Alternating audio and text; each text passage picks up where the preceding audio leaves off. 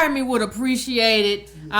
We would all appreciate it if you support the channel. But we have a very special guest tonight because something very special happened. And I didn't hear about this till later, but I'm just going to frame this really quickly. We got Dr. Tommy Curry with us, and you all know what that's about. Some of you contacted me about this article from Very Smart Brothers, which basically said black men ain't shh. And I'm going to tell you exactly what the title says. The title says, straight black men are the white people of black people. Let me say that again. Straight black men are the white people of black people. That's what it says. So, whenever I'm doing something, I want to bring in somebody who understands and knows the data. I don't want to bring in somebody to talk about what they think and what they feel and my mama said and my daddy said and all this homespun wisdom. I want to bring in Dr. Tommy Curry. He has a book out. We're going to put his book up so you can see that and get you some real information. But I want to bring him in to have this conversation because this is important.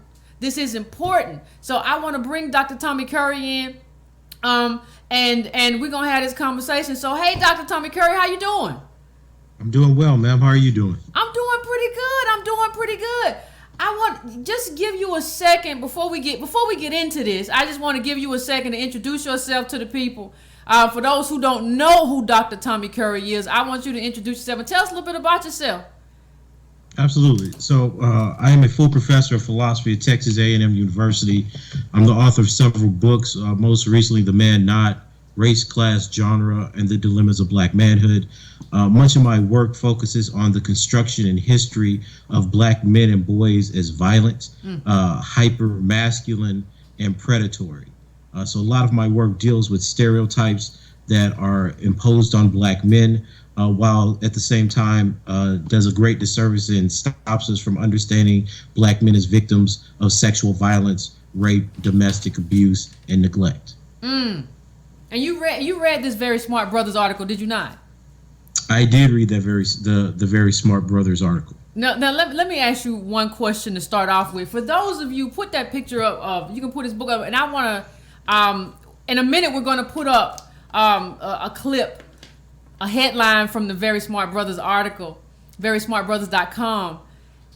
And one of the things what I want to start out with, Dr. Curry, in terms of this essay or whatever you want to call it, is negation.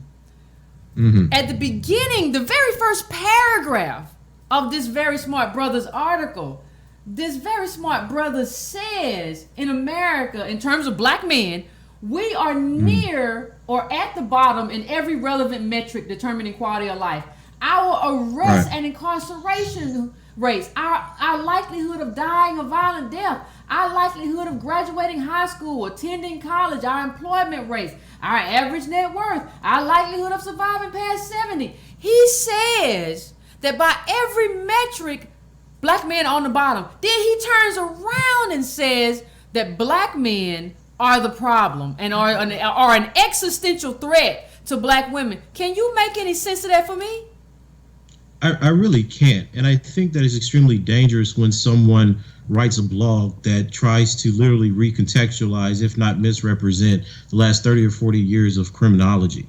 We now know, after the attacks that black people, black sociologists, psychologists wage against biological determinism, that one's racial identity does not lead to criminality. We have been fighting for 20 and 30 years in psychology and other social science fields to show that the disproportionate rates of homicide, murder, rape, etc. in our communities are dealt with, are in fact caused by structural inequities, be it poverty, be it drug abuse, be it recidivism, etc.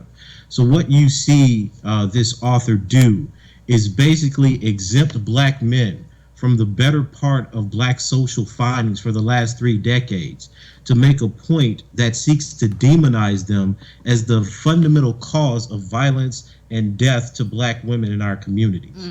And I think that's a very dangerous precedent.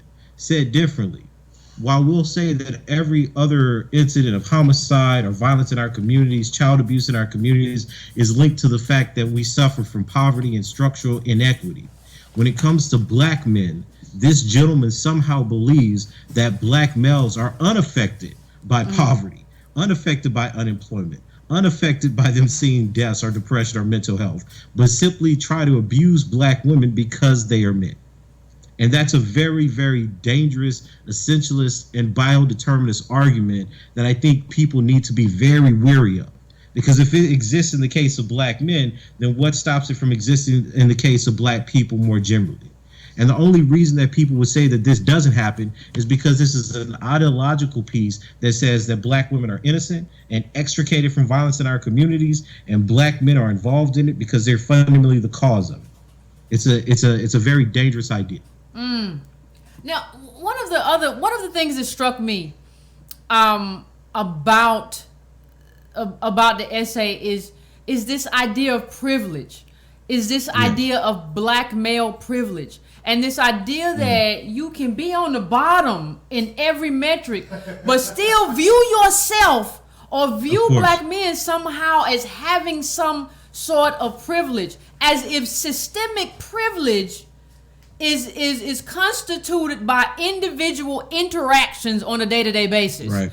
And so I wonder, when I read this, do we have a misunderstanding of what power is and how power is wielded?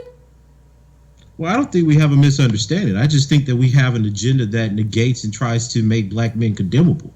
We don't misunderstand power when we're talking about our agendas in Black Lives Matter or people who control the media. We don't misunderstand power when it comes to Donald Trump and his ability to, pass laws and legislation that attack the bodies and reproductive rights of women. But somehow when we try to say that black men's power to white America, which is what this author is suggesting, is analogous to those structures of white supremacy, because evidently straight black men are the white people of the black race, somehow all those institutional ideas of privilege become confused with one idea, which is violence. And this is why in my book I argue that what we see in contemporary gender theory under the guise of intersectionality or black feminism or gender politics is that we code racist ideas like black men are more violent than other types of men and are a threat to women and children. We recode those racist theories or claims under gender language, such as black men have privilege, black men are patriarchs, or black men have toxic masculinity, and we put them into the world and the world accepts them. So the very same premise that we're willing to reject when we say that black men are rapists, are violent, are criminals, when we talk about it in terms of racial lens, gets codified and accepted as a gender premise, simply saying that black men have toxic masculinity and oppress women.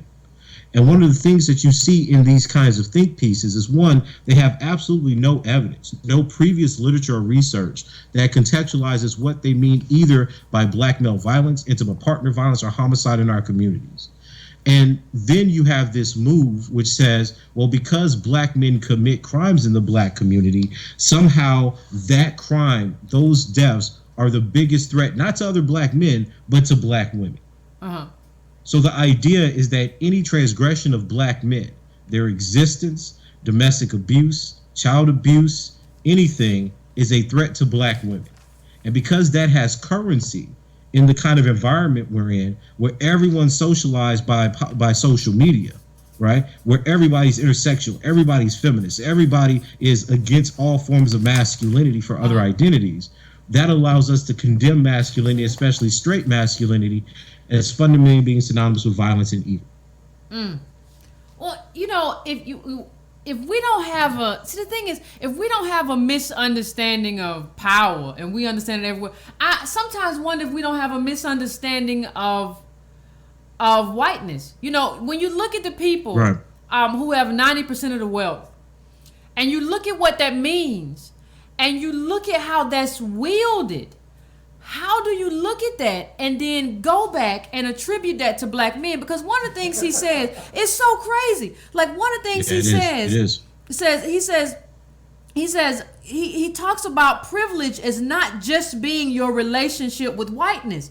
Well, you have to understand that that whiteness is about acquisition of wealth, and wealth is about Property, being right. able to wield power. So if you don't have wealth and you're unable to wield power, then how do you then come back to black men and say you are responsible for something, for a wielding of power that you don't even have? And because one of the things I look at is catcalling, like, and stuff like that. Like that is something that creates a large amount of anxiety and other things. But I don't understand how you view an individual annoyance with somebody having actual power in the richest country in the world.